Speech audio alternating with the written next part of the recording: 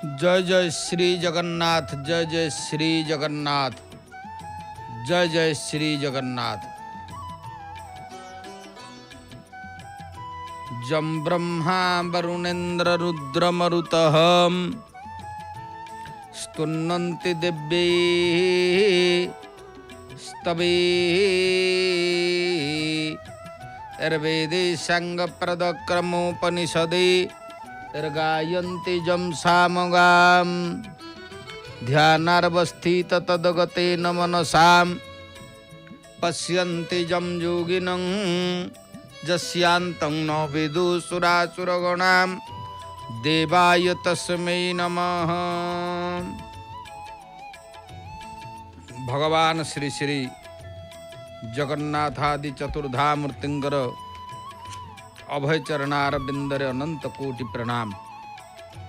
सर्वादु जय जगन्नाथ टीवीर दर्शक बंधु आपण मानकु श्रद्धा सम्मान पूर्वक पावन पवित्र पुरुषोत्तम क्षेत्र महाप्रभु श्री जगन्नाथंकर लीला निश्चित भाव महान आपण मानकु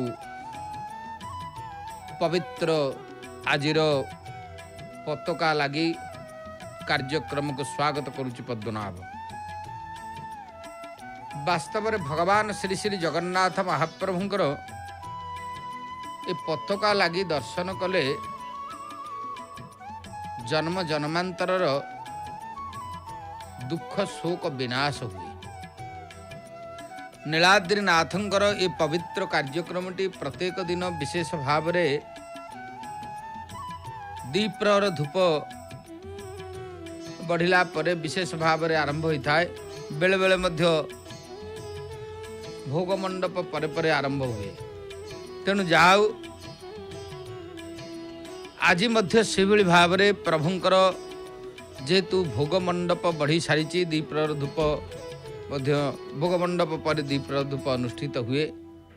तेणु ये हूँ श्रीमंदिर व्यवस्था। भगवान अपूर्व जो दृश्य अपूर्व कथा आपण माने देखंतु भगवान कथा हूँ अनन्य।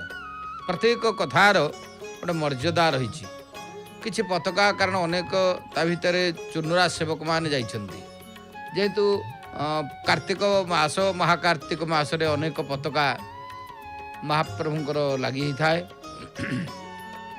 सेथिबाई प्रभुंकर ए पताका लगी पाई आज मध्य प्राय 3-4 जन विशेष 3 जन तो दृश्य होती आउरी पुणी किए जाई पारंती तो चुनरा सेवक माने पहुंची। तेबे भगवान सानिध्य लाभ करने को हेले ये होचंती भागवत रे सेथिपाई गोटे कथा कुहाइची जे जन्मादस्य जतन्वयादि तरतः चार्थे सुभिज्ञ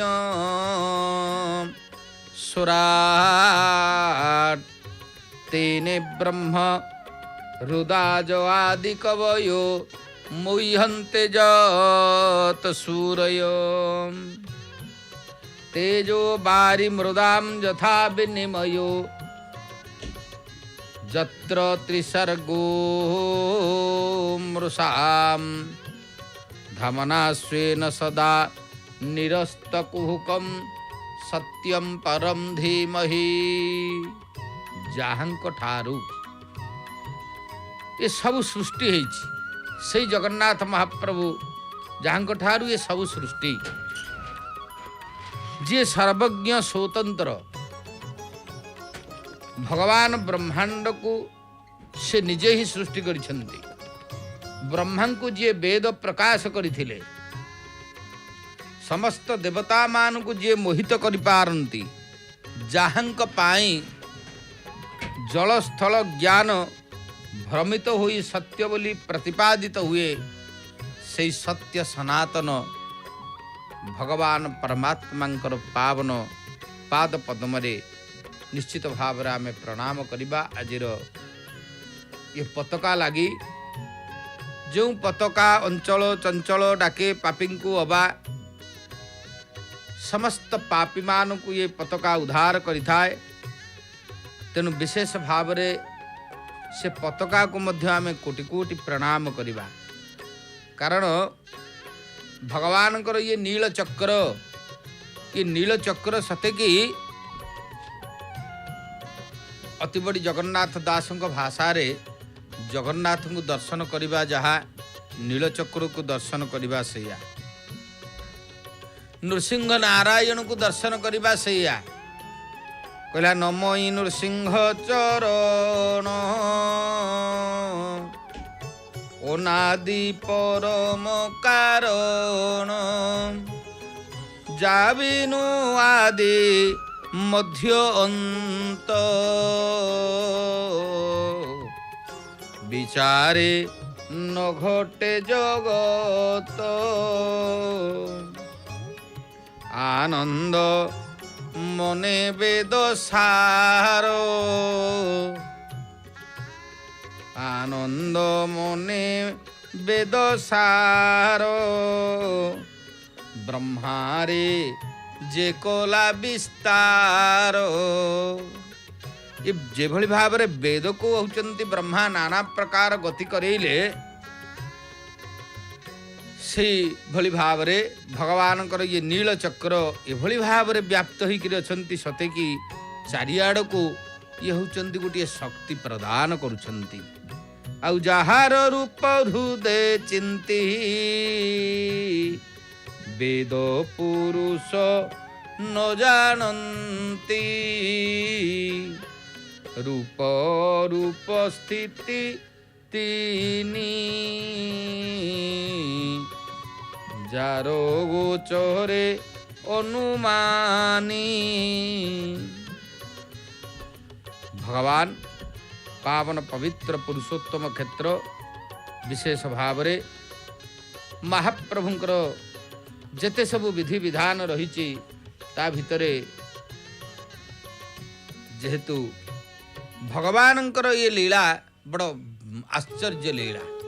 कारण ये सब रीतिनीति गुड़िक दर्शक बंधु बड़ व्यापक कथा। ये सत्य जुगर नीति महाप्रभुंकर रखी रही, ये त्रेतया जुगर नीति रही, ये द्वापर जुगर नीति रही, ये होती प्रत्येक जुगर नीति। जो भाव रे आपण माने देखिबे महाप्रभुंकर से अपूर्व पताका जी जोठु चाहिए मध्य तार पुण्य हब।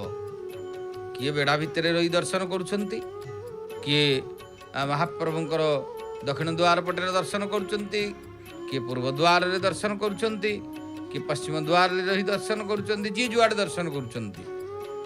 कारण विशेष भाव रे जे भली महाप्रभुंकर ये पावन क्षेत्र रे ये पताका लागिर दृश्य अत्यंत होचंती लोभनीय कमनीय एवं धर्ममय मध्य। कारण धर्म संचित ही थाए माल हो पताका गुड़िक बंधा होची। कारण जेहेतु अनेक पताका सब रही सब माल करी बांधुचंती सुंदर भाव रे से पताका गुड़िक मध्य फरफर होई पवन रे उड़ीबा आरंभ करुची। ए भागरे हाथ जोड़ी भक्त माने से पताका को मध्य दर्शन करुचंती। आमे श्रीमद् भागवत रे देखिबे भगवान होची भक्त भगवान कर कथार ग्रंथ श्रीमद् भागवत। वक्ता होचंती व्यासंकर पुत्र सुखदेव गोस्वामी एवं श्रोता होचंती अभिमन्यु एवं उत्तरांकर पुत्र परीक्षित।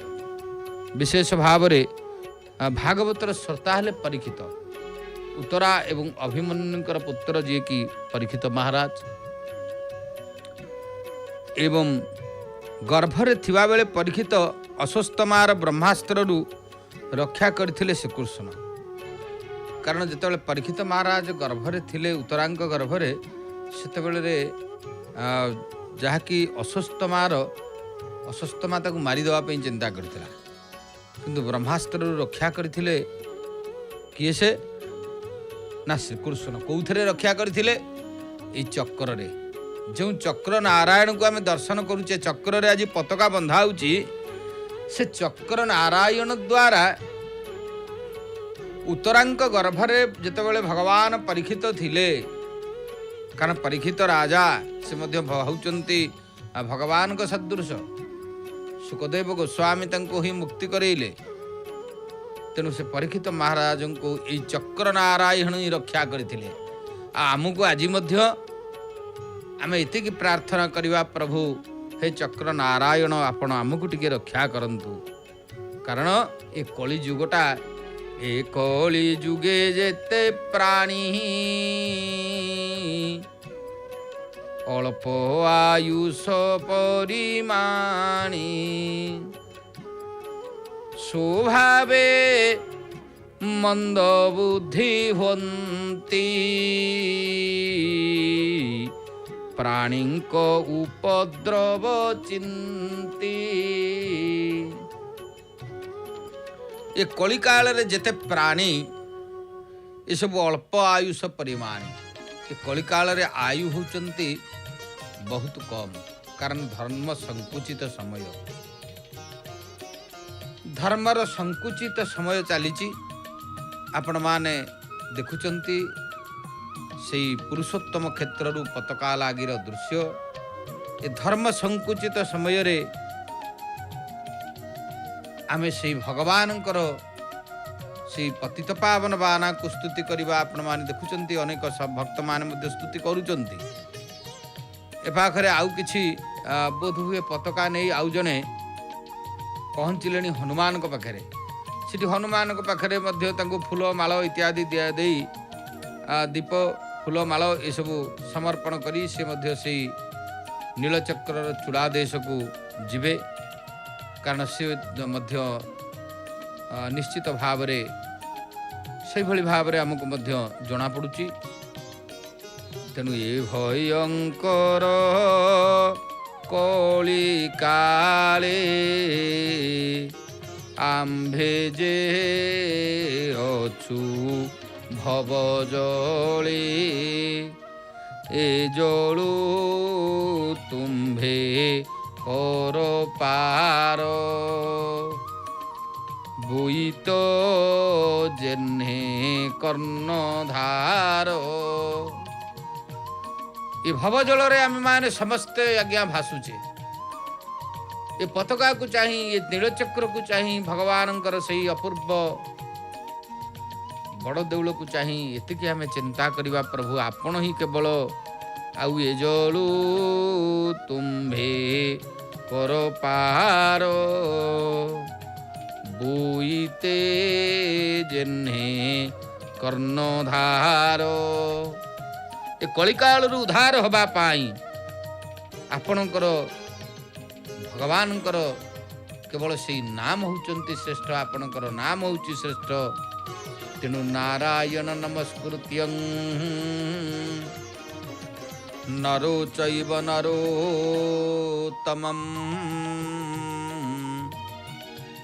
देवी सरस्वती व्यासं ततो जये मुदीरये पताका लागी को दर्शन करी आमे नारायणकर नाम को रटन करिबा नारायणकर रूप को चिंतन करिबा नारायणकर सानिध्य लाभ करिबा देखंतु आपण माने महाप्रभुंकर से अपूर्व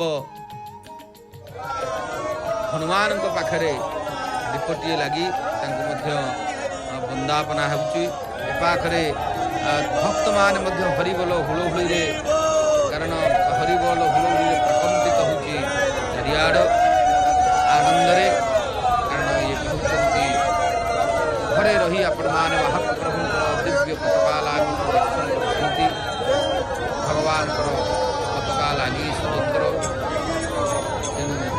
जो मानकर भगवान कथारे होचंती श्रद्धा थाए भगवान को दर्शन करबा पाई श्रद्धा थाए भगवान नाम कीर्तन करबा पाई श्रद्धा थाए से माने ये कलिकाल रे ही होचंती धन्य तेणु आपण माने देखंतु महाप्रभुंकर से अपूर्व पताका लागी एवं से पाखरे भगवान हनुमान जहाँ को होचंती दीप एवं गरुड़ मध्य विराजमान करिसंती कारण ଗରୁଡ଼ଙ୍କର ମଧ୍ୟ ହେଉଛନ୍ତି ସେ ଶିକୁଳା ପାଖରେ ଆପଣମାନେ ଦେଖୁଛନ୍ତି ଗରୁଡ଼ଙ୍କର ମୂର୍ତ୍ତି ମଧ୍ୟ ଅଛନ୍ତି। ତେଣୁ ସେ ଭଗବାନ ଶ୍ରୀ ଗରୁଡ଼ଙ୍କର ମୂର୍ତ୍ତି ଏବଂ ଶିକୁଳା ଦେଇ ସ୍ୱତନ୍ତ୍ର ଭାବରେ ଉର୍ଦ୍ଧ୍ୱ ଦେଶକୁ ଏବେ ଆଉ ଜଣେ ଚୁନରା ସେବକ ଗଲେଣି, କାରଣ ସେଠି ଉପରେ ପ୍ରାୟତଃ 3 ଜଣ ଅଛନ୍ତି, ଆହୁରି ଜଣେ ଚଢ଼ିଲେଣି। ଯେହେତୁ ଅଧିକା ପତାକା ଯୋଡ଼େ ମାଳ ବି ବନ୍ଧା ସରିଲାଣି, ଅନ୍ୟାନ୍ୟ ପତାକା ଗୁଡ଼ିକ ବିଶେଷ ଭାବରେ ସେସବୁ ଏକାଠି କରି ତଳକୁ ମଧ୍ୟ ପକାଇବେ। ତେଣୁ ଏ ଯୁଗରେ ଶ୍ରଦ୍ଧା କାହା ପାଖରେ ରହିବା କଥା? କହିଲେ କୃଷ୍ଣ କ୍ରୋଥାରେ ରତି ଯାହାର, କୃଷ୍ଣ କୋଥାରେ ରତି ଯାହାର, ସେ ପ୍ରାଣୀ ଭବ ମଧ୍ୟେ ସାର। ପ୍ରଭୁ ଯାହାର ଏ ଯୁଗରେ କୃଷ୍ଣ କଥାରେ ରତି, ପତାକା ଦେଖିବା ପାଇଁ ଆନନ୍ଦିତ। ଜୟ ଜଗନ୍ନାଥ ଟିଭିରେ ପତାକା ଲାଗିକି ଚାଲିଛି, ଟିକେ ଦେଖିଦେବି, ତାହେଲେ କ'ଣ ହେବ ନା କୃଷ୍ଣର କଥା ଯେ ଶୁଣନ୍ତି, ବଦନେ ମହି ମାଗୁଣନ୍ତି, ତାହାଙ୍କ ହୃଦେ ହରିବ ସେ সকল কলু সবিনাশে, তাহাঙ্ক হৃদে হরিব ସେ। ଯିଏ ଯାହାର ମନ ଭଗବାନଙ୍କ ପାଖରେ ଲାଗିକିରି ରହିବ, ଭଗବାନଙ୍କୁ ଚିନ୍ତନ କରିବ, ଭଗବାନଙ୍କର ନାଁକୁ ରଟନ କରିବ, ନିଶ୍ଚିତ ଭାବରେ କ'ଣ ହେବ ନା ତାର ସକଳ କଳୁଷ ବିନାଶ ହେବ। ତେଣୁ ଏଥିପାଇଁ ଭଗବାନ ବାରମ୍ବାର ବାରମ୍ବାର ସଂସାରରେ ଅବତାର ଗ୍ରହଣ କରନ୍ତି। ଯଦା ଯଦା ହି ଧର୍ମସ୍ୟ ଗ୍ଲାନିର୍ଭବତି ଭାରତ, ଅଭ୍ୟୁତ୍ଥାନମ୍ ଅଧର୍ମସ୍ୟ ତଦାତ୍ମାନଂ ସୃଜାମ୍ୟହମ୍, ପରିତ୍ରାଣାୟ ସାଧୂନାଂ ବିନାଶାୟ च ଦୁଷ୍କୃତମ୍, ଧର୍ମ ସଂସ୍ଥାପନାର୍ଥାୟ ସମ୍ଭବାମି ଯୁଗେ ଯୁଗେ। ଭଗବାନ ହେଉଛନ୍ତି କଳିଯୁଗରେ ଖାଲି ନୁହଁ, ଯୁଗ ଯୁଗ ଧରି ଅନେକ ତ ଅବତାର ହେଇଛନ୍ତି। କାହା ପାଇଁ? ଆମରିମାନଙ୍କ ପାଇଁ। ଭଗବାନଙ୍କର ସେଇ ଅପୂର୍ବ ପ୍ରକାରର ଯେଉଁ ଏ ଦୃଶ୍ୟ, ପତାକା ଲାଗିର ଦୃଶ୍ୟକୁ ଦର୍ଶନ କରି କେତେବେଳେ କେଉଁ ଦିନ ଭଗବାନ କାହା ପାଇଁ କେଉଁ ରୂପରେ ପଳେଇ ଆସିବେ କେହି ଜାଣିନାହିଁ।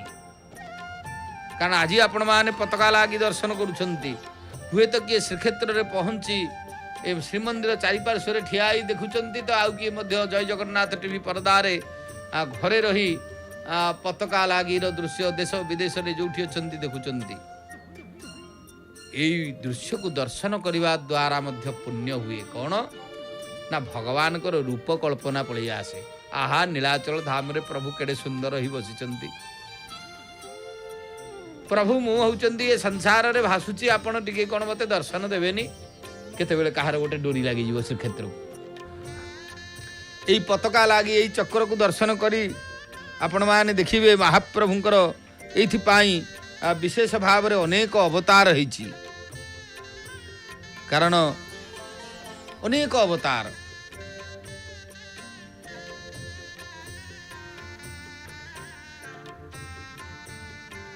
ଭଗବାନଙ୍କର ଅନେକ ଅବତାର। କାରଣ ଦେଖିବେ ଶ୍ରୀକ୍ଷେତ୍ରର ଶ୍ରୀମନ୍ଦିର ଭିତରେ ପ୍ରଭୁଙ୍କର ବିଶେଷ ଭାବରେ ଜୟଦେବ ଗୋସ୍ୱାମୀଙ୍କର 10 ଅବତାର ପଢ଼ାଯାଇଥାଏ। ଏତତ ବ୍ୟତୀତ ଆଉ ଅନ୍ୟାନ୍ୟ ଆମର ଯାହାକି ଧର୍ମଶାସ୍ତ୍ର ମାନଙ୍କରେ ଶ୍ରୀମଦ୍ ଭାଗବତରେ 24 ଅବତାରର କଥା ରହିଛି। ସନତ କୁମାର ଅବତାର, ବରାହ ଅବତାର, ନାରଦ ଅବତାର, ନରନାରାୟଣ ଅବତାର, କପିଳ, ଦତ୍ତାତ୍ରେୟ, ଯଜ୍ଞ, ଋଷଭଦେବ, ପୃଥୁ, ମତ୍ସ୍ୟନାରାୟଣ, କୁର୍ମ, ଧନ୍ୱନ୍ତରୀ, ମୋହିନୀ, ନରସିଂହ, ବାମନ, ପରଶୁରାମ, ବ୍ୟାସ, ରାମାବତାର, ଶ୍ରୀକୃଷ୍ଣ, ହୟଗ୍ରୀବ, ହରି, एवं होचंती हंस एभली भाव 24 अवतार मध्य भगवान रही। कारण रामकृष्ण ए कार्तिक मास आपण माने देखिए हरि राम कृष्ण गोविंदे भज हरि नारायण गोविंदे। श्री रामकृष्ण हरि नारायण गोविंदे रामकृष्ण गोविंदे यही नाम को रटन कले निश्चित भाव आमर कल्याण हम ए सन्देह नाही। विशेष भाव भगवानंकर आपण माने देखिए सबुठारु नारद होउछंती महान। कारण व्यासदेव आपण होउछंती ज्ञानी किंतु गुरुंकर कृपारु प्रभुंकर सानिध्य पाइछि। नारद कहउछंती व्यासदेव को आपण होउछंती ज्ञानी किंतु मु गुरुंक कृपारु मोर सानिध्य लाभ पाइछि विशेष भाव रे। कारण नारदंकर पूर्व जन्मर कथा नारद होउछंती पुणी गोटे अवतार रे मध्य जाउछंती 24 अवतार मध्य रे जहाँकि भगवान सी मध्य गोटे अवतार। कारण जहाँकि नारायण कपिल व्यास परशुराम जदिच नारद को अवतार भाव रे ग्रहण करा जाइछि। नारद गोटे अवतार भगवान व्यास मध्य गोटे अवतार किंतु नारद सब किछि जानिछन्ति। व्यासदेव आपण ज्ञानी किंतु मो गुरुंक कृपारु प्रभुंकर सानिध्य लाभ करिछि। नारद कहले मु होचंती गुरुंकर कृपारु सानिध्य लाभ करिछि। गुरु कृपा ही केवलम एथिपाई कह जाइछि। नारदंकर पूर्व जन्म रे पूर्वे मु दक्ष साप पाई आउ जन्मिली दासी पुत्र होई। ब्राह्मण घरे एकी मोहर जननी सेवकी। नारद कहउछंती जे मु होउछंती गुरुंकर कृपारु आप प्रभुंकर सानिध्य लाभ करिछि। कारण व्यासदेव होउछंती प्रभुंकर सानिध्य लाभ करिछंती व्यासाय विष्णु रूपाय। नारद कहउछंती मु कोथि पई भगवान को सानिध्य लाभ कली कि गुरुंक पाई। कारण दक्ष प्रजापति अभिशाप देइथिले मु दासी पुत्र होइकरी जन्म हेली। ब्राह्मण घरे जेते बेले रे होचंती एका थाए से घरे मोर जे कि होचंती माँ से ब्राह्मण घरे सेवा करुथांती। तेनु से विप्र गृह वर्षा काले अतिथि ब्राह्मण मिलिले। भगवान को मनुष्य केमती पाए से घरे वर्षा काल रे जने अतिथि ब्राह्मण आसिक पहुँचले। अतिथि नारायण अतिथि देवो हब रहिले मनर संतोषे मु सेवा कोली तांको आसे। से मनर संतोष पाई आसिकरी मु तांकर सेवा अतिथि नारायण से आसिकरी जड़े ब्राह्मण घरे मो माँ दासी थाए। मु भाविली सेठारे जड़े साधु पहुँचले श्रीकृष्णकर पूजा से करती। से साधु पहुँची श्रीकृष्ण को पूजा करती। मु तांकर सबु कार्य करे। कृष्ण प्रति मोर भक्ति बढ़िला। मते प्रभु दर्शन देले कहले तुमे आर जन्म रे ब्रह्मांक पुत्र ही जन्म हब। आर जन्म रे ब्रह्मांक पुत्र नारद हब। आज मु तांकरी कृपारु एपरी हेछि। अर्थात ये जन्म रे जदि आमर होचंती मुक्ति पाई पारिले नाही आमे भगवान को एतिकी प्रार्थना करिबा प्रभु आपन नील चक्र को दर्शन करी ଏହା ହିଁ ମୁଁ ପ୍ରାର୍ଥନା କରୁଛି ଯେ ଯେହେତୁ ଆପଣ ମୋତେ ଗୋଟିଏ ଦୁର୍ଲଭ ମନୁଷ୍ୟ ଶରୀର ଦେଇଛନ୍ତି, ଏ ନର୍କରୁ ନିସ୍ତାରଣର ଦ୍ୱାର ପ୍ରକୃତରେ ଦୁର୍ଲଭ ମନୁଷ୍ୟ ଜନ୍ମ। ତେଣୁ ନାରଦ ଯେଭଳି ଭାବରେ ଦାସୀପୁତ୍ର ହୋଇ ଦକ୍ଷଙ୍କର ଅଭିଶାପରେ ଜନ୍ମ ହୋଇଥିଲେ, ଦାସୀପୁତ୍ର ହୋଇ ଶେଷ ପର୍ଯ୍ୟାୟରେ ଜଣେ ଗୁରୁଙ୍କର ସିଏ ହେଉଛନ୍ତି ସେବା କଲେ, ଜଣେ ସାଧୁଙ୍କର ସେବା କଲେ। ସାଧୁଙ୍କର ସେବା, ସାଧୁ କୃଷ୍ଣଙ୍କର ପୂଜା କରନ୍ତି, ସିଏ ମଧ୍ୟ କୃଷ୍ଣଙ୍କର ପୂଜା କଲେ।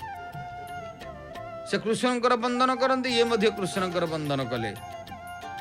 ପରବର୍ତ୍ତୀ ପର୍ଯ୍ୟାୟରେ ସେ ସାଧୁ ତାଙ୍କରି କୃପାରୁ ଭଗବାନ ସନ୍ତୋଷ ହୋଇ ତାଙ୍କୁ ହେଉଛନ୍ତି ପ୍ରଭୁ ଦର୍ଶନ ଦେଇ କହିଲେ, ଆରେ ତମେ ଆର ଜନ୍ମରେ ନାରଦ ହିଁ ଜନ୍ମ ହେବ, ବ୍ରହ୍ମାଙ୍କର ପୁତ୍ର ନାରଦ ହିଁ ଜନ୍ମ ହେବ। ମୁଁ ଆଜି ସେଇ ନାରଦ ହିଁ ପ୍ରଭୁଙ୍କର ସେବା କରୁଛି। ଆପଣମାନେ ଦେଖୁଛନ୍ତି ପ୍ରଭୁଙ୍କର ସେଇ ଅପୂର୍ବ ପତାକା, ଆଜିର ଯେଉଁ ପତାକାଟି ଉଲାଗି ହେଇଛି, ସେ ପତାକାଟିକି ସେ ବେକରେ ଗୁଡ଼େଇ ଏବଂ ଆଉ ଗୋଟିଏ ପତାକା, ନୂଆ ପତାକା ଟିକେ ସ୍ୱତନ୍ତ୍ର ଆଜି ଲାଗି କରିବା ପାଇଁ ପ୍ରସ୍ତୁତ ହେଲେଣି। ବିଶେଷ ଭାବରେ ମୁଁ ଯାହା ଭାବୁଛି ଆଜି ଗୋଟିଏ ଶ୍ୱେତ ବର୍ଣ୍ଣର ପତାକାଟିଏ ମହାପ୍ରଭୁଙ୍କର ଲାଗୁଛି, କାରଣ ଧଳା ବର୍ଣ୍ଣ। ଶୁକ୍ଳାମ୍ବରଧରମ୍ ବିଷ୍ଣୁଂ ଶଶିବର୍ଣ୍ଣଂ ଚତୁର୍ଭୁଜଂ ପ୍ରସନ୍నం ବଦନଂ ଧ୍ୟାୟେ ସର୍ବବିଘ୍ନଂ ପ୍ରଶାନ୍ତୟେ। ତେଣୁ ପ୍ରକୃତରେ ସେହି ଶ୍ୱେତ ବର୍ଣ୍ଣର ପତାକାଟି ମଧ୍ୟ ଆଜି ବନ୍ଧା ହେଲାଣି। ମହାପ୍ରଭୁଙ୍କର ପାବନ ପବିତ୍ର ପୁରୁଷୋତ୍ତମ କ୍ଷେତ୍ର ସୁନ୍ଦର ଭାବରେ ଆପଣମାନେ ଦେଖୁଛନ୍ତି। ଭଗବାନଙ୍କର ସେହି ପତାକା ଲାଗିର ଦୃଶ୍ୟ, ଏ ପତାକା ଲାଗି ଦୃଶ୍ୟକୁ ଯେଉଁମାନେ ଦର୍ଶନ କରନ୍ତି, ନିଶ୍ଚିତ ଭାବରେ ହରି ହରି ବୋଲ, ହରି ହରି ବୋଲ, ହରି ହରି ବୋଲ, ସେ ପତାକାଟି ଉର୍ଦ୍ଧ୍ୱକୁ ଯାଇଛନ୍ତି। ସୁନ୍ଦର ଭାବରେ ଧଳା ବର୍ଣ୍ଣର ଅର୍ଦ୍ଧଚନ୍ଦ୍ର ବିନ୍ଦୁ ଅଦିନାଦି କାରଣ ସଗୁଣ ନିର୍ଗୁଣ ପରମ ବ୍ରହ୍ମ ସନାତନ ବ୍ରହ୍ମ ନିରୂପଣ। ବିଶେଷ ଭାବରେ ଆପଣମାନେ ଦେଖିବେ, ସବୁଠାରୁ ଶ୍ରେଷ୍ଠ ହେଉଛି ଭଗବାନଙ୍କର ନାମ କରିବା, ସାଧୁ ସନ୍ଥଙ୍କର ସେବା କରିବା, ଜପ କିଛି କରିବା। ଜପ କଲେ, କାରଣ ଯଜ୍ଞାନାମ ଜପଯଜ୍ଞସ୍ମି ସ୍ଥାବରାନାମ ହିମାଳୟ, ଶ୍ରୀମଦ୍ ଭାଗବତରେ କୁହାଯାଇଛି। କୋଟିଏ ଜପ କଲେ ଶରୀର ଆରୋଗ୍ୟ ହୁଏ। ହଁ, ଭଗବାନଙ୍କର ନାମକୁ ଯଦି ଆମେ ଜପ କରିବା, ଏ ପତାକା ଲାଗି ସମୟରେ ଆପଣମାନେ ନାମ କରୁଛନ୍ତି, ଯେଉଁ ଭକ୍ତମାନେ ନାମ କୀର୍ତ୍ତନ କରୁଛନ୍ତି, ନାମ ସ୍ମରଣ କରୁଛନ୍ତି, ସ୍ତୁତି କରୁଛନ୍ତି, ତାଙ୍କର ପୁଣ୍ୟ ହୁଏ। କାରଣ ଏମିତି ଅଭ୍ୟାସ ଯେତେବେଳେ ହେଇଯିବ ନା, କୋଟିଏ ଜପ ଯଦି ହେଇଗଲା ତାହେଲେ ଶରୀର ଆରୋଗ୍ୟ ହେଇଯାଏ। 5 କୋଟି ଜପ କଲେ ଜ୍ଞାନ ପ୍ରାପ୍ତି ହେଇଯାଏ, ଅଖଣ୍ଡ ଜ୍ଞାନ। 5 କୋଟି ଜପ ଯଦି ଯିଏ କରିଦେବ ତାକୁ ଜ୍ଞାନ ପ୍ରାପ୍ତି ହେଇଯିବ। 6 କୋଟି ଜପ କଲେ ଶତ୍ରୁ ବିନାଶ ହୁଅନ୍ତି। 7 କୋଟି ଜପ କଲେ ପତି ପତ୍ନୀ ସୁଖରେ ରୁହନ୍ତି, ସୁଖୀ ହୁଅନ୍ତି। 8 କୋଟି ଜପ କଲେ ଅପମୃତ୍ୟୁ ଆସେ ନାହିଁ। ଜପ ଦ୍ୱାରା ଇଷ୍ଟଦେବ ଦର୍ଶନ ହୁଏ। ତେଣୁ ସବୁଠାରୁ ଶ୍ରେଷ୍ଠ ହେଉଛି ଜପ। ଭଗବାନଙ୍କର ନାମକୁ ଜପ କରିବା, ତାଙ୍କରି ନାମକୁ କୀର୍ତ୍ତନ କଲେ ନିଶ୍ଚିତ ଭାବରେ ଆମର କଲ୍ୟାଣ ହେବ। ତେଣୁ କୁହାଯାଏ, ବରା ପୀଢ଼ମ ନଟବର ବପୁ କର୍ଣ୍ଣୟୋ କର୍ଣ୍ଣିକାରମ୍ ବିଭ୍ରତବାସ କନକ କପିଶମ୍ ବୈଜୟନ୍ତୀଞ୍ଚ ମାଳାମ୍ ରନ୍ଧ୍ରାନ ବେଣୁରଧର ସୁଧୟା ପୂରୟନ ଗୋପବୃନ୍ଦେ ବୃନ୍ଦାରଣ୍ୟಂ ସୁପଦରମଣଂ ପ୍ରାବିଶଦ ଗୀତ କୀର୍ତ୍ତି ପ୍ରାବିଶତ ଗୀତ କୀର୍ତ୍ତି। କାରଣ ବିଶେଷ ଭାବରେ ଭଗବାନ ସେଇ ବରାହ ପୀଢ଼ମ ନଟବର ବପୁ କର୍ଣ୍ଣୟୁ କର୍ଣ୍ଣିକାରମ୍, ସେଇ ଭଗବାନ ନଟବର ନାଗର ଶ୍ରୀକୃଷ୍ଣଙ୍କର ଚରଣାର ବିନ୍ଦରେ, ଜଗନ୍ନାଥଙ୍କ ଚରଣାର ବିନ୍ଦରେ, ଶ୍ରୀରାମଙ୍କ ଚରଣାର ବିନ୍ଦରେ ସମର୍ପିତ ହେଇ ଭଗବାନଙ୍କର ସେଇ ଅପୂର୍ବ ପତାକା ଅଞ୍ଚଳ ଚଞ୍ଚଳ ଆପଣମାନେ ଦେଖୁଛନ୍ତି, ଚଳଚଞ୍ଚଳ ହେଇ ସେ ପତାକା ଗୁଡ଼ିକ ଉଡ଼ିଲେଣି। ସତେ କି କଥା କହୁଛନ୍ତି। ଭଗବାନଙ୍କର ନାମକୁ ଚିନ୍ତନ କଲେ ସବୁ ଆନନ୍ଦ ଲାଗେ। ପ୍ରଭୁଙ୍କର होउचंती नाम चिंतन से पाखरे पताका लागी दर्शन अभाग्य निश्चित भाव में विशेषतः द्वापर युग शेष समय द्रौपदी विशेष भाव में पांच पुत्र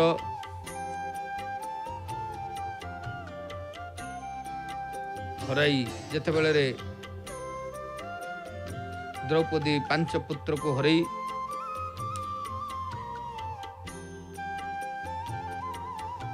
दुखरे थांती द्रौपदी पांच पुत्र को हराई दुखरे थांती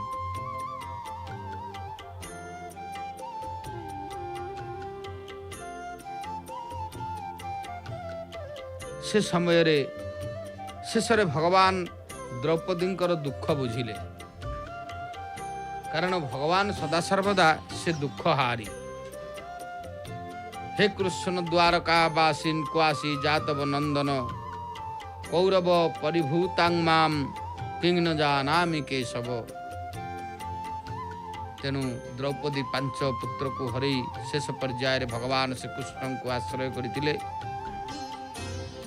एई समयर कथा आपण मान देखिबे ये हूँ कलिकाल महाकलिकाल रे भगवान जगन्नाथ महाप्रभुंकर दर्शन आज पताका लागी आम देखिले महाप्रभुंकर तेणु कलिकाल रे विशेषतः शेष युधिष्ठिर को राज्य दे श्रीकृष्ण द्वारका गले कारण जितेबले कलिकाल समय तापर होचंदी युधिष्ठिर राज्य रे कलि प्रवेश करिछि पांडव मानकर मुख्य हो जाइछि परीक्षित राज्य शासन कले परीक्षितंकर दिग्विजय होइछि युधिष्ठिरंकर राज्य रे कलि प्रवेश करिछि कारण ये कलिकाल से दिन आसिलानी द्वापर युगर अंत समय रे कलि आसी पहुँचला दिने परीक्षित सरस्वती नदी कूल पहुँचले गोटे अभूत दृश्य देखिले कारण परीक्षित जेतेबेले राज्य शासन कले पांडव मानकर मोक्ष परे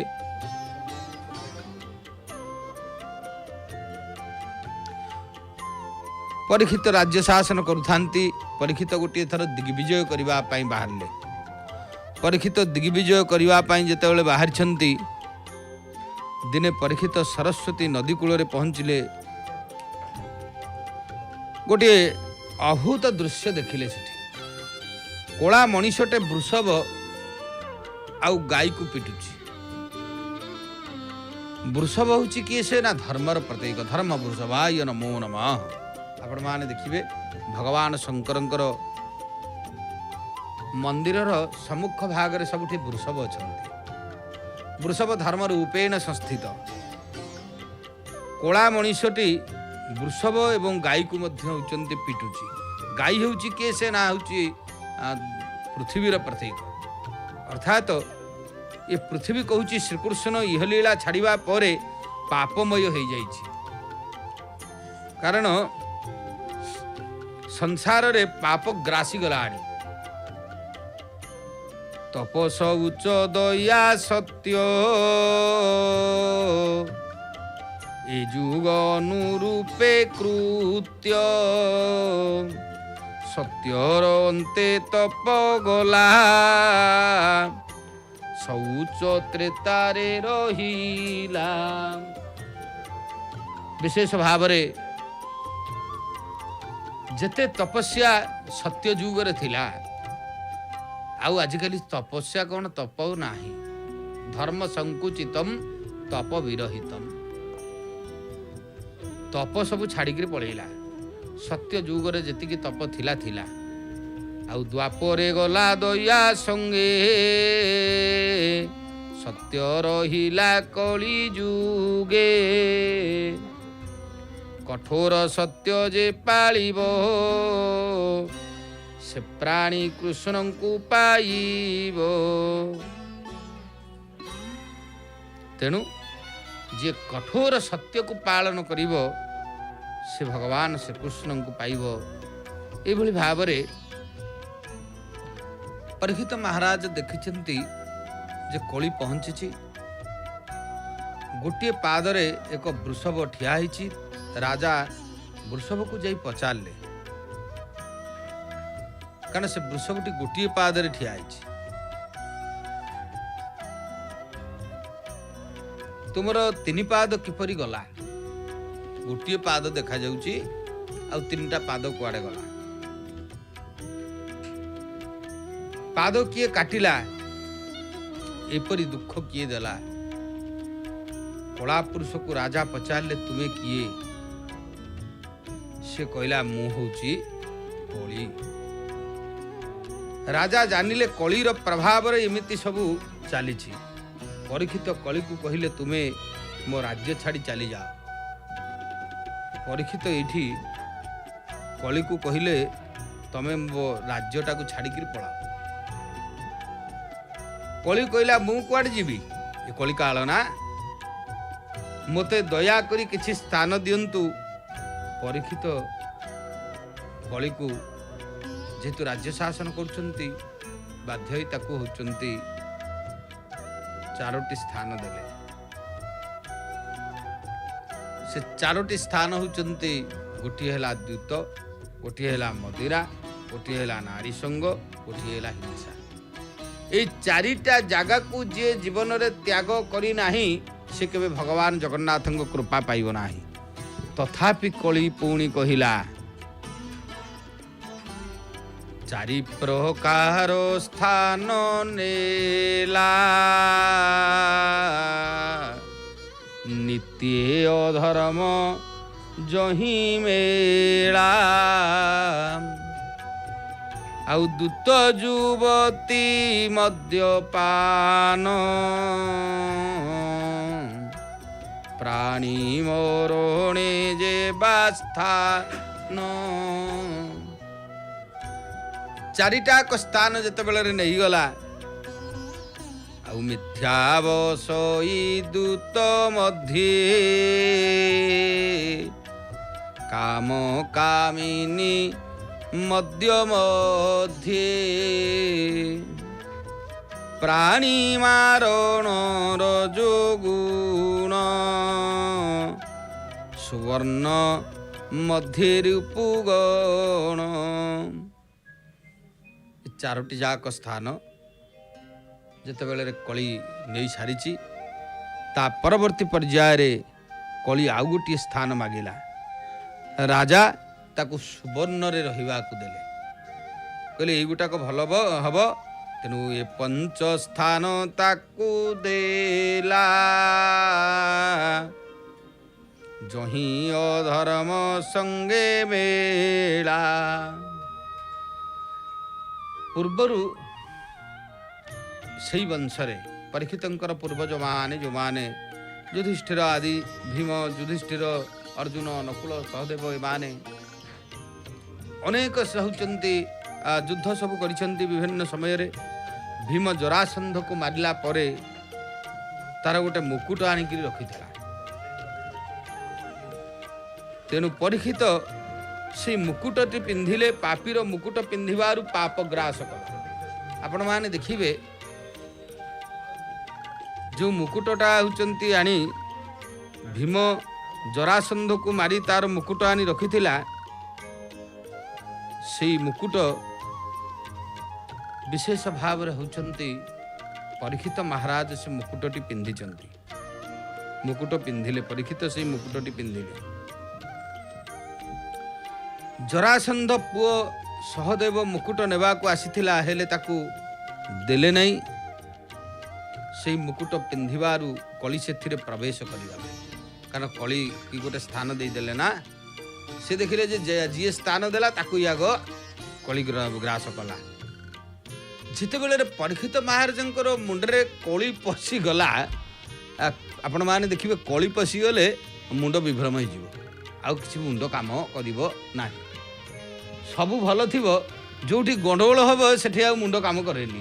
एडे बड़ राजा परीक्षित महाराज तांकर मुंडरे कली पशी गला, तांको मुंड ब्रेन फेल। सेठी किछि दूर रे देखुचंती राजा जने ऋषि जहाँकर ना हूँ समीक ऋषि। से सेठी होचंती ध्यान करुचंती बसिक।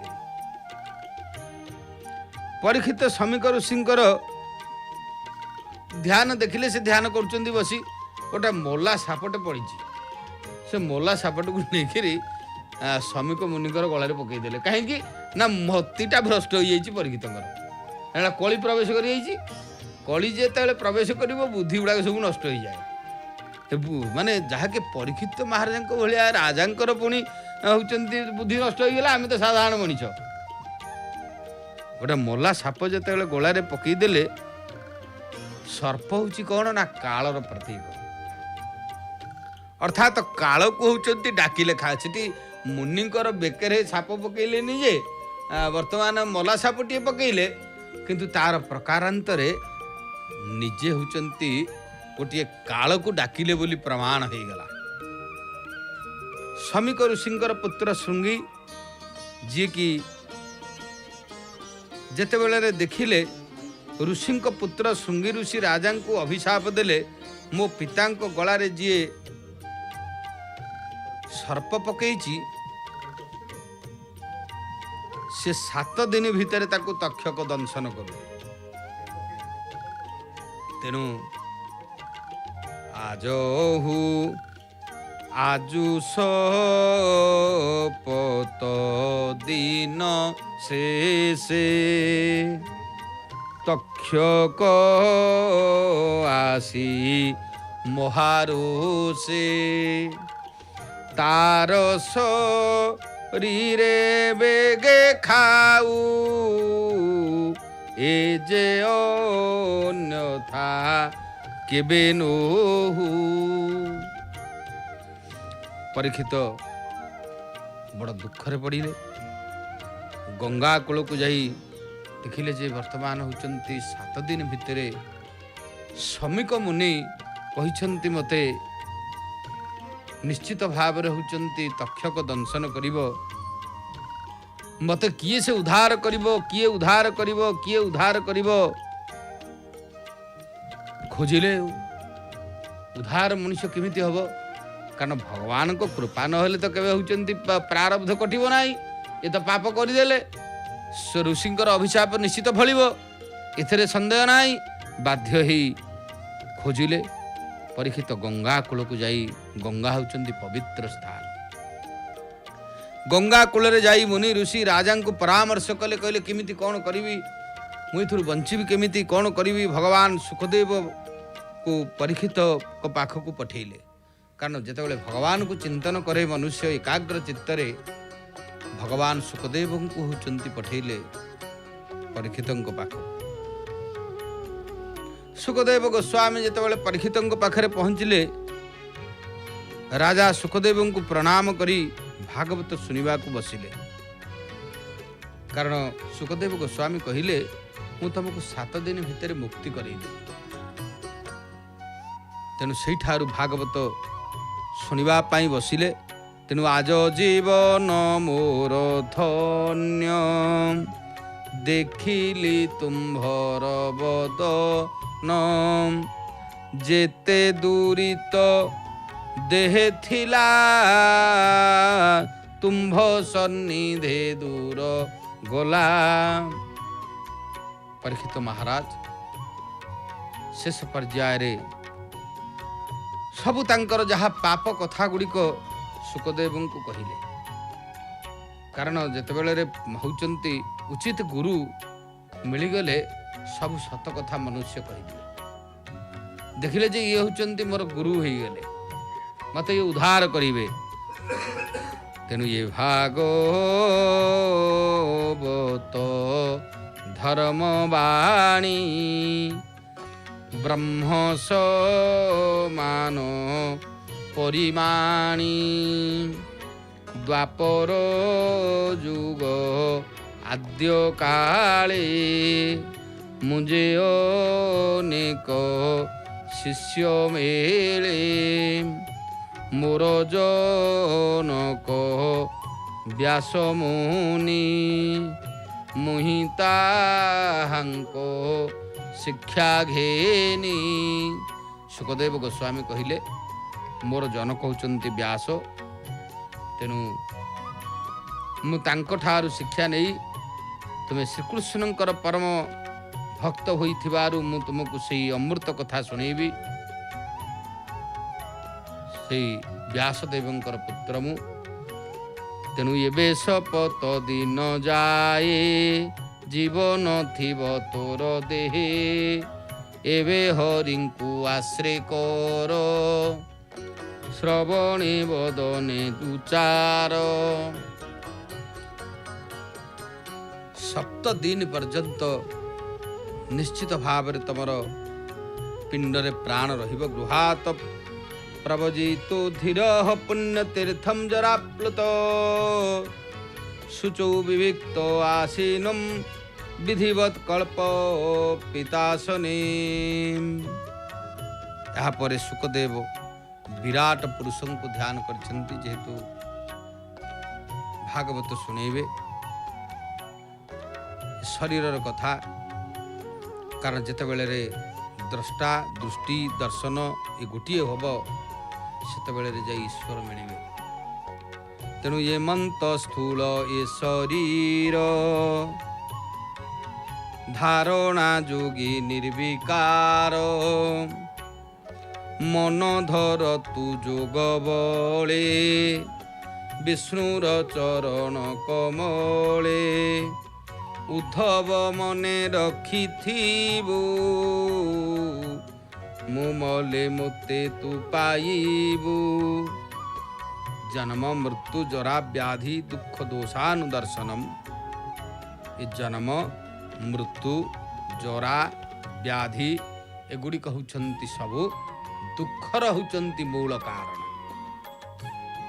ତେଣୁ ସେ ଦୁଃଖ ଗୁଡ଼ିକ ଯେତେବେଳେ ଯିବ ସେତେବେଳେ ଭଗବାନଙ୍କୁ ଯାଇକରି ମନୁଷ୍ୟ ପାଇବ। ଏଠାରୁ ପରୀକ୍ଷିତ ମହାରାଜଙ୍କୁ ମୁକ୍ତି କରିବା ପାଇଁ ଶୁକଦେବ ଗୋସ୍ୱାମୀ କହୁଛନ୍ତି। ଜଣେ ସନ୍ଥ ଥିଲେ, ତାଙ୍କ ନାଁ ହେଉଛି ଏକନାଥ। ସନ୍ଥଙ୍କର ନାଁ ହେଉଛି ଏକନାଥ, ବାବା ଏକନାଥ।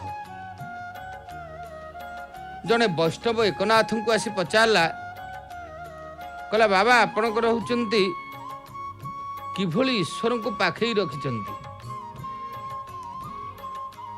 କାରଣ ଆପଣ ସଦାସର୍ବଦା ମୁଁ ଦେଖୁଛି ଈଶ୍ୱରଙ୍କ ପାଖରେ ଆପଣଙ୍କର ମନ ଅଛି, ଆପଣ କିଭଳି ଈଶ୍ୱରଙ୍କ ପାଖରେ ମନ ରଖିଛନ୍ତି?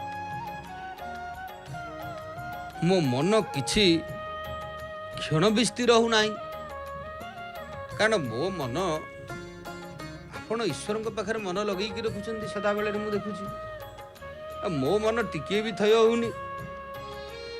ବାବା ସେଠି କହିଲେ ମୋତେ ଲାଗୁଛି ତୁମର ମୃତ୍ୟୁ ବୋଧେ ନିକଟ ହେଇଗଲାଣି। ମୃତ୍ୟୁ ପୂର୍ବରୁ ବୈର ବାସନା ତ୍ୟାଗ କରିବା ଉଚିତ। ବୈର ବାସନା ମୃତ୍ୟୁକୁ ଖରାପ କରିବ। ତୁମେ 7 ଦିନ ପରେ ମୋ ପାଖକୁ ଆସ, ମୁଁ ତମର ଇଏ କଥାର ଉତ୍ତର ତାପରେ ଯାଇ ଦେବି। ବୈଷ୍ଣବଟି କହିଲା ଠିକ ଅଛି। ବାବାଙ୍କ ପାଖରୁ ଫେରି ଆସିଲା, ଭାବିଲା ବାବା କହିଲେ ଯେ ବର୍ତ୍ତମାନ ମୋର ମୃତ୍ୟୁ ପାଖେଇ ଗଲାଣି। ଯେତେବେଳେ ମୃତ୍ୟୁଟା ପାଖେଇ ଗଲାଣି ଶୁଣିଲା, ସେତେବେଳେ ସେ ହେଉଛନ୍ତି ସେ 7 ଦିନ ଯାକ ଭିତରେ ତାର ଧନ ଜନ ଗୋପ ଲକ୍ଷ୍ମୀ ଯାହା ସବୁ ଘରେ ଭଲ ମନ୍ଦ ଥିଲା, ମୋ ପୁଅକୁ ଯାହା ଦେବା କଥା ସବୁ ଦେଇଦେଲା। ଆଉ ସବୁ ଯାହା କିଛି ବାଣ୍ଟିବା କଥା ସେ ଦାନ ଧର୍ମ କରି ବାଣ୍ଟିଦେଲା। କହିଲା କାରଣ ମୋର ମୃତ୍ୟୁ ପାଖେଇଲାଣି, ମୁଁ ଆଉ ଏସବୁ ରଖିକି ଲାଭ କ'ଣ ଅଛି? ତେଣୁ 7 ଦିନ ପରେ ସେ ପୁଣି ହେଉଛନ୍ତି ବାବାଙ୍କ ପାଖକୁ ଆସିଲା। ବାବା ପଚାରିଲେ, କହିଲେ ତମେ 7 ଦିନ ପରେ ସବୁ କ'ଣ କଲ? 7 ଦିନ ଭିତରେ ନା ତମେ ଆଉ ଏ 7 ଦିନ ଭିତରେ କିଛି ପାପ କରିନ ତ? ବୈଷ୍ଣବ କହିଲା ମୁଁ ମୃତ୍ୟୁକୁ ଏଭଳି ଡରିଛି, ସବୁ ଛାଡ଼ି କେବଳ ପ୍ରଭୁଙ୍କୁ ଧ୍ୟାନ କରୁଛି। କାରଣ ଏ 7 ଦିନ ଭିତରେ ପାପ କ'ଣ କରିବି? ଏ ମୃତ୍ୟୁକୁ ମୁଁ ଏତେ ଡରିଲି ଯେ ସବୁ ଛାଡ଼ିକିରି ମୁଁ ହେଉଛନ୍ତି କେବଳ ଭଗବାନଙ୍କ ନାଁ ଧରିଛି ଏବଂ ହେଉଛନ୍ତି ପ୍ରଭୁଙ୍କୁ କେବଳ ହେଉଛି ସ୍ମରଣ କରୁଛି। ଏଇଠି ଏକନାଥ ବାବା କହିଲେ ଏବେ ବୁଝିଲ ତ? ତେଣୁ ଅନ୍ତକାଳେ च ମାମେବ ସ୍ମରଣ ମୁକ୍ତ୍ୱା କଳେବରମ୍। ଯିଏ ଅନ୍ତକାଳରେ ମୋତେ ସ୍ମରଣ କରି ଦେହତ୍ୟାଗ କରେ ସେ ମୋତେ ପାଏ। ଭଗବାନ କହିଛନ୍ତି ଅନ୍ତକାଳରେ ଯିଏ ମୋତେ ହେଉଛନ୍ତି ସ୍ମରଣ କରି ଦେହତ୍ୟାଗ କରେ ସେ ନିଶ୍ଚିତ ଭାବରେ ମୋତେ ପାଏ। ଏପରି ଭାବେ କୃଷ୍ଣ ପାଦେ ଯେ ପ୍ରାଣୀ ଭଜ ଆନନ୍ଦେ ଗୋବିନ୍ଦ ଗୋବିନ୍ଦ ଗୋବିନ୍ଦ ପଦୁଙ୍ଗଳୁଛି ମକରନ୍ଦ। ଆଉ ତାହାଙ୍କ ରକ୍ଷଣ ଉପାୟ କରନ୍ତି ପ୍ରଭୁ ଦେବରାୟ। ଯିଏ ସବୁତକ ଛାଡ଼ି କେବଳ ଭଗବାନଙ୍କୁ ଚିନ୍ତନ କରେ ଭଗବାନ ତାକୁ ନିଶ୍ଚିତ ଭାବରେ ରକ୍ଷା କରନ୍ତି, ଏଥିରେ ସନ୍ଦେହ ନାହିଁ। ତେଣୁ ଏହାପରେ ସୃଷ୍ଟିର ଉତ୍ପତ୍ତି କଥା ଆସିଛି। ସୃଷ୍ଟିର ଅଗ୍ରେ ମୁହିଁ ଏକ ତୋହୁଁ ପ୍ରକାଶେ ଅନେକ। ସତ୍ୟ ସତ୍ୟ ପରମୁହିଁ ଆଉ ଯେ ଅବ ଶେଷ ଶେଷ ରହି। ଆଉ ଏଣୁ ଏ ଆଦ୍ୟ ମଧ୍ୟ ଅନ୍ତେ ମୋତେ ହୁଁ ଅନ୍ୟ କେ ଜଗତେ। ଯେ ମନ୍ତେ ସ୍ଥୂଳ ସୁଖମ ଭୂତେ ପ୍ରବେଶ ପଞ୍ଚ ମହାଭୂତେ। ଆଉ ଛାଡ଼ି ପସନ୍ତି ପୁଣ ପୁଣ ମୋ ମାୟା ଶରୀରେ ତେସନ। ଭଗବାନ କହିଲେ ମୁଁ କେବଳ ଏକା ଥିଲି, ମୋରି ଠାରୁ ସମସ୍ତ ଜଗତ ଉତ୍ପତ୍ତି ମୋରି ଠାରେ ଲୀନ ହୁଏ। କାରଣ ପ୍ରଥମରେ ପ୍ରଳୟ ହୋଇ ସୃଷ୍ଟି ଯେତେବେଳେ ଉତ୍ପତ୍ତି ହେଲା ପ୍ରଥମେ କେବଳ ହିଁ ହେଉଛନ୍ତି ଜଳ। ତେଣୁ ଜଳ ଭିତରେ ପ୍ରଳୟ ଗ୍ରାସିକିରି ଥାଏ। ତେଣୁ ତାପରେ ସୃଷ୍ଟି ଯେତେବେଳେ ଭଗବାନ ଉତ୍ପତ୍ତି କରିଛନ୍ତି ସେଇଠାରୁ ବିଶେଷ ଭାବରେ ସୃଷ୍ଟିକୁ ସର୍ଜନା କଲେ ଏବଂ ସୃଷ୍ଟିକୁ ସର୍ଜନା କରି ମହାପ୍ରଭୁ ସମସ୍ତ ପ୍ରକାର ବ୍ୟବସ୍ଥା କରିଛନ୍ତି। ଏବଂ ସୁକଦେବ କହିଲେ ଧୃତରାଷ୍ଟ୍ର ପାଣ୍ଡବଙ୍କୁ ଯୌଗୃହରେ ଦହନ ବ୍ୟବସ୍ଥା କଲେ ଏବଂ ଏଥିରେ ବିଦୁର ଏବଂ ଧୃତରାଷ୍ଟ୍ରଙ୍କୁ ମନା କଲେ। କାରଣ ବିଦୁର ଧୃତରାଷ୍ଟ୍ରଙ୍କୁ ମନା କଲା ଯେ ଏଗୁଡ଼ାକ ଠିକ୍ ନୁହଁ। କାରଣ ଯେତେବେଳେ ଯୌଗୃହରେ ଧୃତରାଷ୍ଟ୍ର ପାଣ୍ଡବମାନଙ୍କୁ ନେଇ ହେଉଛନ୍ତି ଭର୍ତ୍ତି କରି ବିଭିନ୍ନ କଷଣ ଦେଇ ସବୁ ବ୍ୟବସ୍ଥା କଲେ, ସେତେବେଳେ ତାକୁ ଅବରୋଧ ହେଉଛନ୍ତି ବିଦୁର କରିଥିଲେ। ବିଦୁର ଯେତେବେଳେ ଅବରୋଧ କଲେ ବିଦୁରକୁ ବିଶେଷ ଭାବରେ ଦୁର୍ଯ୍ୟୋଧନ ତିରସ୍କାର କରି ବାହାର କରିଦେଇଛି। ଶେଷ ପର୍ଯ୍ୟାୟରେ ବିଦୁର ମଧ୍ୟ ହସ୍ତିନାପୁର ଛାଡ଼ି ବାହାରକୁ ପଳାଇ ଆସିଛି। ଦିନେ ମଧ୍ୟ ସେ ଭଗବାନ ତା ଦ୍ୱାରେ ଯାଇ ପହଞ୍ଚିଲେ। ତେବେ ଯାହା ହେଉ ଆଜି ଆମେ ଆଜିର କଥାକୁ ଏଇଠି ରଖି ଆମର ଆଗାମୀ କାର୍ଯ୍ୟସୂଚୀ ରହିବ। ତା ସହିତ ଆମେ ବର୍ତ୍ତମାନ ଶ୍ରୀମତୀ ନମିତା ଅଗ୍ରୱାଲ ମହୋଦୟାଙ୍କର ସୁଲଳିତ କଣ୍ଠରୁ ଭଜନ ଶ୍ରବଣ କରିବା ଏବଂ ଶ୍ରୀକ୍ଷେତ୍ରର ଏହି ଅପୂର୍ବ ସିଧା ପ୍ରସାରଣ ଆମର ଜାରି ରହିବ। ଜୟ ଜଗନ୍ନାଥ, ଜୟ ଜଗନ୍ନାଥ, ଜୟ ଜଗନ୍ନାଥ।